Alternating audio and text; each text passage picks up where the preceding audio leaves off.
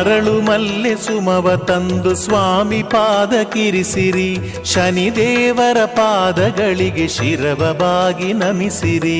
ಶನಿದೇವರ ಪ್ರಾರ್ಥಿಸಿ ಶನಿವಾರದಿ ಪೂಜಿಸಿ, ಶನಿದೇವರ ಧ್ಯಾನಿಸಿ ಸರ್ವ ಕಷ್ಟ ತೊಲಗಿಸಿ. ಶ್ರೀ ಛಾಯಾ ಕುವರನಿಗೆ ನೀಲಾಂಬರಿ ಇರಿಸಿರಿ, ಭಕ್ತಿಯಿಂದ ಶನಿದೇವಗೆ ಸೇವೆಗಳ ಮಾಡಿರಿ.